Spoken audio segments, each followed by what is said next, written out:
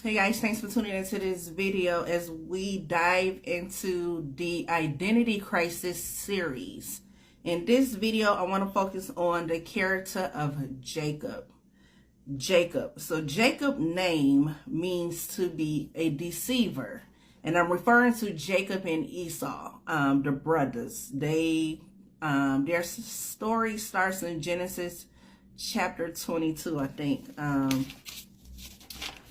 Or chapter 25. Okay, so Genesis chapter 25, you can start with the story of Jacob and Esau.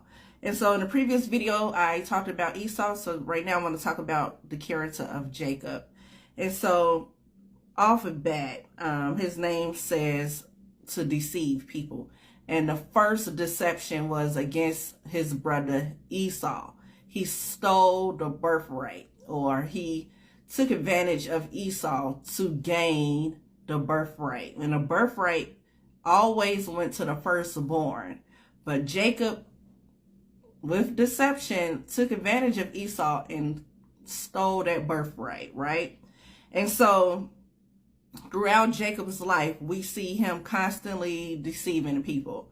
But Jacob stood on the foundation of God. Jacob was a deceiver, but he wasn't too far away from God. God was his foundation. He honored God's laws, or he recognized the laws and incorporated them sometimes into his life. Just certain things he wouldn't do, right? And we see that because Jacob's mother, Rebecca, asked him to deceive his father, and Jacob pushed back and said, no, because I only want to bring blessings to our family, not no curse. And so she obey me as your mother, do as I say. And that's what Jacob did. He, honored what his mother said, deceived his father. And so he also got the blessing that was deserving to Esau, the firstborn. But Jacob deceived his father, and the father ended up giving the blessing to Jacob. So Esau lost both the birthright and he lost the blessing. And so Jacob, his person was not the best person. Nobody likes a person who try to get over on other people. You take advantage of somebody, a person is weak and they down. It's an opportunity for you to, step on their neck and just oppress them even more, right? That was Jacob's character. I asked God, why did he want the birthright? Because it doesn't explain in the Bible. And God revealed to me, he only wanted the birthright for a gain of material things, for wealth, for more, greed or whatever. And so no other reason. Jacob just wanted the birthright because the birthright gave you a double portion of your father's in wealth. So he would get a double portion of inheritance of his father's wealth. Jacob, he didn't have no malice intentions to do anything wrong with the wealth. He just wanted more, just greed, right? And so this is the character of Jacob. He's a deceiver. He's greedy. He's immature. He think he's above the law. He's bigger than the law or whatever. But he stood on the foundation of God, and God was with Jacob, and God came to Jacob. And it's in Genesis, I want to say chapter 28. In Genesis, God came to Jacob. And he told him, he said, I will give you the same blessing that I gave Abraham, your father, and your father Isaac. You, Jacob, will have the same blessing, and I will be with you in all ways that you go. I will be with you. So Jacob and God had a relationship. And that's completely opposite of what we see with Esau. Esau didn't want to have anything to do with God. So it's not that Esau was a bad person and Jacob was a good person. In their personality ways, they both were egotistical. They both had a sense of greed. But Esau, he didn't want to have anything to do with God, and Jacob stood on God. You know how they say, stand on business. Jacob stood on God. And so that's the difference in your characters. But Jacob was still immature. And so Jacob, living his life full of drama, full of toxic things, full of manipulation and deceit. He had his wives competing with each other. It's just messy, right? This is Jacob's whole life. But the only thing Jacob feared was his brother's wrath, because Esau was so upset. Esau made it his life mission to find Jacob and kill Jacob, because Jacob had stolen both the birthright and the blessing. And so Esau finally caught Jacob.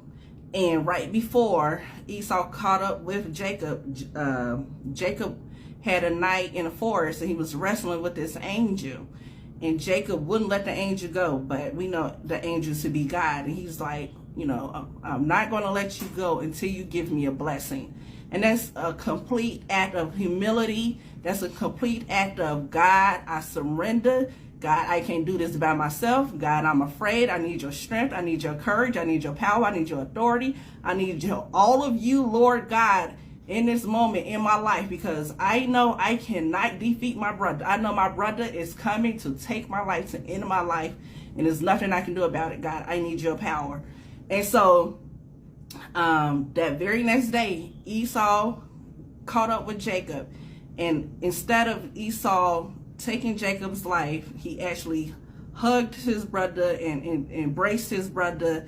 And so the point is, God changed Jacob that same night, changed his name from Jacob to Israel, and he also changed Esau's heart, which was Jacob's enemy. He changed the heart of the enemy of Jacob as well. And so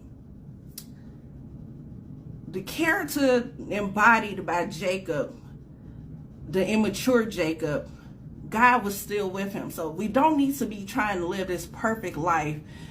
We're going to get it when we get it.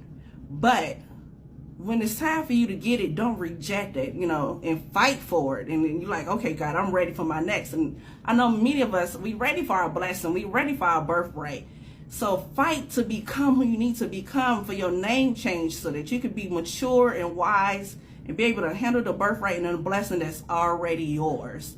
And so in Genesis 32, God told him that night in the forest, like, okay, your name will no longer be Jacob. Your name will now be Israel. And Israel means to be a prince with power from God, to be a king, to be royal, to be of power with God. And so that's a whole new character, and that's a whole new person, and the maturity that Jacob had to become. And a blessing came immediately with that. He stopped the enemy that was about to take his life. And so then we see God come back in Genesis 35, and he told him again, your name is no longer Jacob, your name is Israel. And at that moment, Jacob said, okay. He told everybody in his family, stop, we got to get rid of all these strange guys, get all this demonic stuff out of our bloodline. We ain't doing this no more.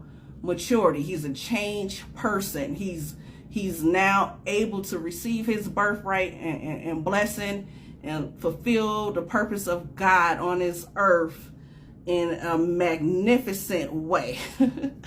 So I hope y'all catch the difference, reflect, and see into yourself, and see into your life where you need to purge some things, and fight with God and demand God give you your new name and give you your new person, so that you can become, and so that you can receive your blessing and your birthright as well, now on this earth, not in heaven, but right now on this earth, and experience it here now on earth.